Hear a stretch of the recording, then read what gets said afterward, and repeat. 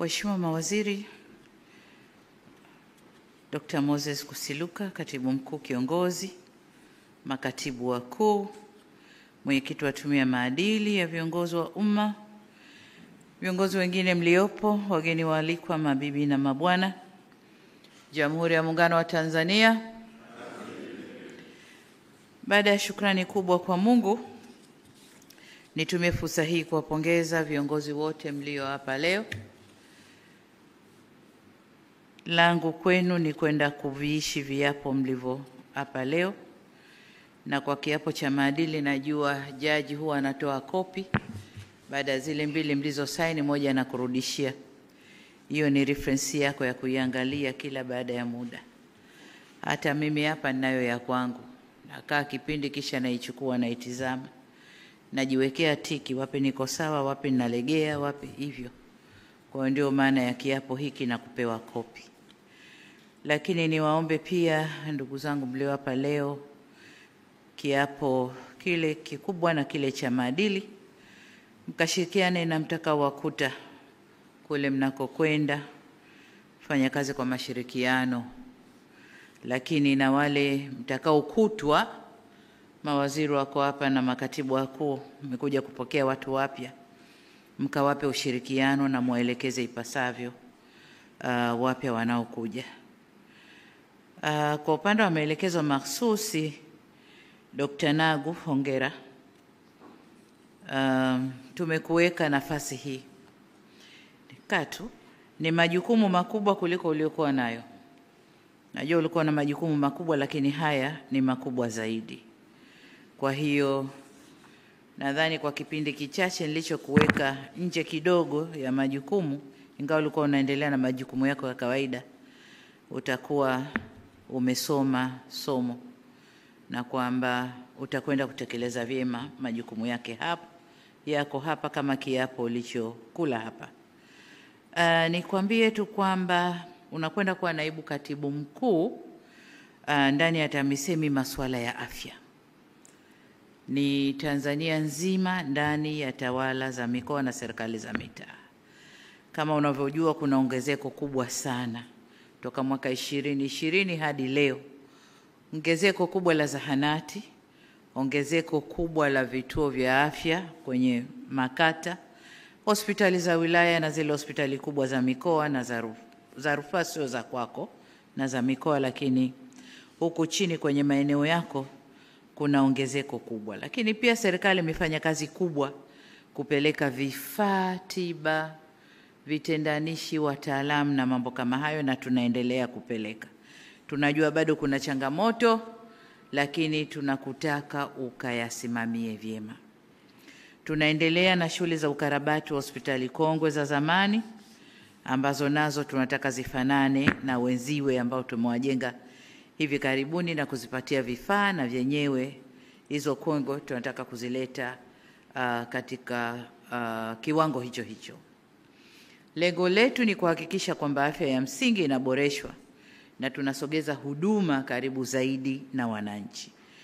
Kwa hiyo una kazi kubwa, naomba nenda kasimamie na tuone sasa kazi yako inavyoendelea, lakini kubwa zaidi kuwajibika kwako kwa wananchi kule chini. Kasimame vyema, kwa sababu nafasi yako hiyo kuna kushirikiana na wanasiasa, hasa wabunge na madiwani, na wenyewe wana changamoto zao. Bunge yuko hapa anajua. Kwa hiyo nenda kasimame vyema, shirikiana nao vyema katika kutatua changamoto wanazozileta. Linalowezekana ambaye tunaweza tutafanya, nenda kaone, kawatembelee. Lisilowezekana wape sababu ya maana kwa nini hilo haliwezekani. Lakini jitahidi kutafuta ufumbuzi wa shida za wananchi kule chini, na mkaondoe urasimu usio na tija kwa michakato ya manunuzi, na kajitahidini kuzingatia sheria. Hayo ni majukumu makubwa zaidi, Dr. Nagu, na ni imani yangu kwamba utakwenda kuyasimamia ipasavyo. Kama Grace aliweza, na wewe utaweza, na imani hiyo. Dr. Fred Matola Msemwa, Katibu Mtendaji wa Tume ya Mipango, wewe ni ni mtu wa Mungu. Nilikuona ukiwajibika vyema kanisani. Na nilipokuona kule nikajiuliza nimemwona wapi huyu mtu? Kumbe nilishakuteua kwenye hii nafasi. Kwa hiyo nenda kasimame vyema. Kwa imani yangu ni kwamba unafaa na unatosha. Kutokana na kuwa umefanya kazi kwenye mashirika ya kibiashara na ya umma, una uzoefu wa kutosha. Nimekuwekea naibu katibu mtendaji mzuri. Mwenyewe namuita my giraffe. Nimemsacrifice, nimekuletea. Nyinyi wawili mnaweza kufanya kazi vizuri sana. Blandina ni mzoefu, ana uzoefu wa taasisi za nje, marepoa huko kwenye research za kiuchumi, lakini pia ana uzoefu aliopata ndani ya ofisi ya Rais. Miaka mingapi Blandina? 4. Ndani ya miaka 4. Sasa ameiva, anaweza kufanya kazi vizuri ya taifa kwenye nafasi hii ya naibu katibu mtendaji wa tume. Naomba mkashirikiane. Mkashirikiane. Watanzania wana imani kubwa na tume hii. Na tume hii, na nyinyi mmeingia kwenye kipindi hiki muhimu ambako waziri anakuongozeni katika uandikaji wa dira yetu ya miaka 25 ijayo ya taifa hili. Waziri ameongoza vyema, dira iko hatua za mwisho, utekelezaji utawategemea nyinyi. Kwa hiyo naomba muende mkasimame vizuri. Ni kipindi hiki kizito na kigumu ambacho mmeingia, lakini imani yangu kwamba mnaweza mkafanya vizuri. Lakini vile vile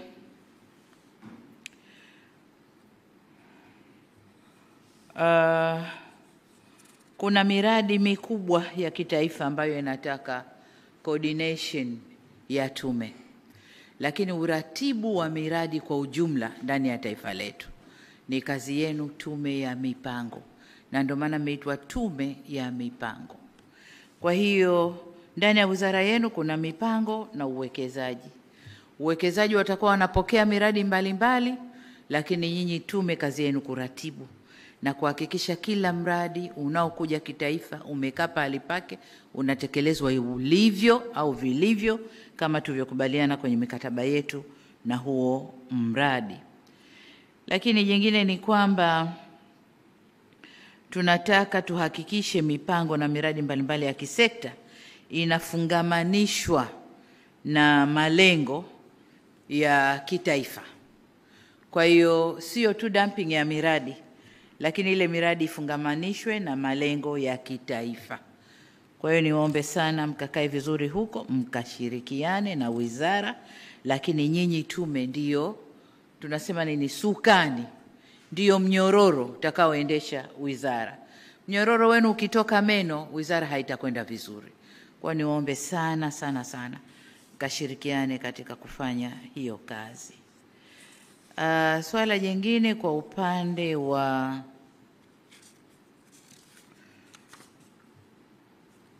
Dr. Blandina alisha kuzungumza, na ni imani yangu hutokwenda kumwangusha mama huko nako kwenda. Kama nilivyokulea ndivyo utakavyokwenda kufanya kazi. Hiyo ni imani yangu. Ndugu Lazaro Jacob Twange, uliyekuwa DC, ulikuwa Ubungo? Ulikuwa Ubungo. Haya, lakini nimetizama CV yako nikaona ulishapita kwenye mashirika ya umma. Na unajua mashirika ya umma yanavyoendeshwa. Nimekupeleka kwenye shirika ambalo ni security ya nchi yetu. Na hii ni baada ya mchujo mkubwa. Kuangalia loyalty, kuangalia uwajibikaji, experience na mambo yote. Umeibuka kwamba unaweza kushika shirika hili. Shirika hili kama nilivyokuambia ni security ya nchi, kwa sababu umeme ndani ya nchi yetu ndio kila kitu. Chukulia mfano, umeme uzimwe sio maeneo ya uchumi, ni maeneo ya wananchi tu. Wakose umeme siku 2 siku 3, kelele ya kisiasa itakayopigwa hapo. Lakini sasa chukulia upande wa pili wa maeneo ya uchumi. Umeme ukikosekana, ina maana uchumi wa nchi unakwenda kuzorota. Tumefanya jitihada kubwa kama serikali ya kuweka uzalishaji wa umeme kwenye vyanzo kadhaa. Tuna chanzo kikubwa Julius Nyerere Hydropower, na ile ndiyo roho yetu kama nchi. pamoja na kwamba 60% so far tuseme imeshuka sasa baada ya Julius Nyerere kuzalisha, lakini huko nyuma ilikuwa 60%, sasa tuseme labda 40% ya umeme wote wa nchi hii unatokana na gesi. Kwa hiyo 60% utatokana sasa na vyanzo vingine baada ya Julius Nyerere kuanza kazi. Ni kuombe sana, tuna umeme wa kutosha. Chalinze pale tunaingiza umeme wa kutosha. Tatizo tulilonalo ni transmission, kwenda kupeleka kaskazini na huko wanaita nini, sijui nyanda za juu kusini, sijui magharibi ya nchi. Miradi hiyo ipo, lakini kukuwa na kusuasua kukubwa kwa kuanzwa kwa miradi hiyo. Kaangalie na uhakikishe transmission inafanyika, kupeleka umeme kutoka kwenye grid sehemu hizo. Kuna vyanzo vidogo vidogo vinavyotoa umeme maeneo kadhaa ya Tanzania, na yenyewe ukayatupie jicho vizuri. TANESCO kama nilivyosema ni security ya nchi yetu, na umeme ndio security ya nchi yetu. Lakini tuna ongezeko la uwekezaji ndani ya nchi. Wote hawa viwanda vinataka umeme, na si tu kupata umeme lakini reliable. Wahakikishe saa zote umeme upo, wanazalisha wanavyotaka, kiwango wanachokitaka, ili waweze kufanya uzalishaji na waweze kukuza uchumi wetu. Kwa hiyo una kazi kubwa ndugu yangu, lakini tunapokwenda mbele tunaangalia renewable sources of energy. Ni kazi ya wizara kisera, lakini ni kazi yako katika utekelezaji. Kwa hiyo other renewable sources of energy, mara nyingi sijui tunaita nishati jadidifu, tunashughulika na sola, jua, upepo na mambo mengine. Lakini ndani ya nchi yetu Mungu ametubariki uranium.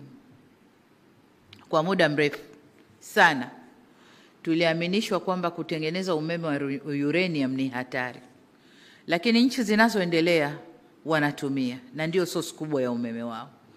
Sisi tuna raw material hapa ndani, wanatuambia hatari, ili wachote wapeleke kwao wakatengeneze umeme kwao. Sasa pamoja na wizara ni vyema kusimamia mradi wetu ule wa uranium kule Tunduru, kwamba sasa wale wawekezaji waanze kazi na tufaidike na rasilimali ile nchini, na kama wanataka kuchukua nje wachukue, lakini kwanza tufaidike ndani ya nchi. Tunategemea kuna matani mengi tu. Estimates za sasa hivi kama tani 58,500 za uranium zimelala pale. Nadhani wakianza kuchimba na wakiendelea kufanya discoveries kwenye eneo lile wanaweza wakapata nyingi zaidi. Huu mradi uende na tuanze. Umeme wa nyuklia kama wao wanautumia, tunaweza tukautumia na tukawa na umeme wa kutosha nchini, lakini na kuuza nchi jirani kama tunavyotaka kuuza sasa kwa Zambia, lakini nasi tunanunua kutoka Ethiopia. Sasa tukijitosheleza hatutakwenda kununua. Tumefanya jitihada kubwa kupeleka umeme vijijini. Ilani ilituambia by 2025 vijiji vyote viwe vimepata, na sasa vijiji vyote 12,318 vina umeme. Tunakwenda kwenye vitongoji. 52% ya vitongoji vyetu Tanzania, vitongoji 33,657 already vina umeme, na kazi inaendelea. Sasa hivi kuna 20,000 vitongoji. Kuna mtu wa REA hapa? Hayupo. 20,000 vitongoji, kazi inaendelea. Kwa hiyo tukimaliza huko tutakuwa kama tunakaribia lile lengo tulilowekewa. Hiyo ni kazi yenu, tunaomba mkatusaidie. Kuna suala la nishati safi ya kupikia. Again, hili linagonga huku na huku, lakini kwenu lipo. Jinsi mtakavyoweza kusambaza umeme vijijini, mnakwenda kuchangia pia kwenye hilo swala la nishati safi ya kupikia, na kuelekea kwenye kufikia ile target yetu ambayo tumejiwekea by 2034. Tumesema 80% ya Watanzania wawe wana nishati safi ya kupikia, pamoja na umeme na vyanzo vingine vya nishati, gesi na mambo mengine. Kwa hiyo hilo ni jukumu lenu. Tuna ujenzi wa substations nyingi katika kuhakikisha kwamba umeme unapatikana uninterrupted, hauzimiki. Naomba ukalisimamie. Kubwa zaidi ndani ya shirika lako, nenda kasafishe yale makando kando yaliyopo, walioko kwenye kutoa umeme, walioko kwenye billing system, waliopo kwenye mambo mengine. Nilimwona naibu waziri mkuu kaenda kazunguka, hakufurahishwa na aliyoyakuta katika maeneo mengine. Nenda kasimame uyafanyie kazi. Kubwa zaidi, kuna miradi mingi ndani ya shirika lile inavuta interest za watu wengi. Kasimame katikati, simamia miradi itekelezwe vizuri. Achana na interest za watu, simamia sheria, sera zako za shirika na miradi ilete faida kwa wananchi. Hilo ndio kubwa nalo litegemea kutoka kwako. Kwa upande wa Jaji Mgeta, Susan Mlawi hayupo. Lakini Jaji Mgeta upo, umeapa kuingia kwenye tume ya maadili. Huko nako kuna kazi na mkubwa wako yuko hapa. Kuna kazi, sisi viongozi ni wanadamu. Ni watu na wanadamu. Tuna miko tumewekewa. Ukitufanyia assessment leo, unaweza ukatukuta only 30% tunafuata kweli hiyo miko ya uongozi. Sasa mna kazi ya kutulea huko na kuangalia ujazaji tu form na kukuleteeni, ile tunafanya sana, lakini matendo mengine yetu binafsi huko ni mambo mengine. Kwa hiyo naomba mkasimamie maadili kwenye utumishi wa umma. Tumeharibika leo hii.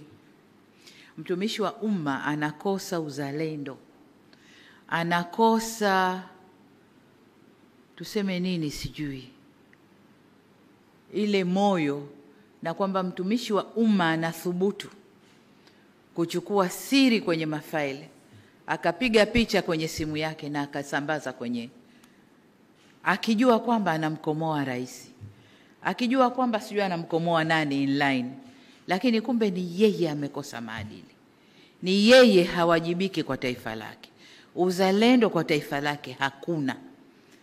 Kwa hiyo hayo ni mambo ambayo yapo. Hilo ni moja, lakini kuna mengi ndani ya utumishi wa umma. Katusaidieni, kwa sababu utumishi wa umma ndio engine ya uendeshaji wa nchi hii.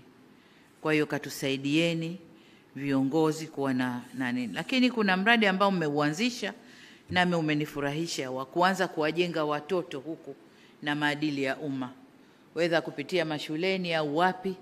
Lakini nimesoma somewhere kwamba tume sasa inataka kuanza kujenga maadili kwa vijana, aidha walioko universities au sekondari, lakini wakuwe na yale maadili. Itatusaidia sana, sababu Waarabu wanasema nakshi. Unajua nakshi, ile michoro ile mapambo unayoyachora kwenye jabali yanakaa zaidi, lakini ukiyachora kwenye mchanga upepo ukipita Sasa watoto ni majabali yetu, yanakuja. Kwa hiyo mkijenga akili zile, mkizianza sasa hivi, zitakaa vizuri kuliko sisi wakubwa.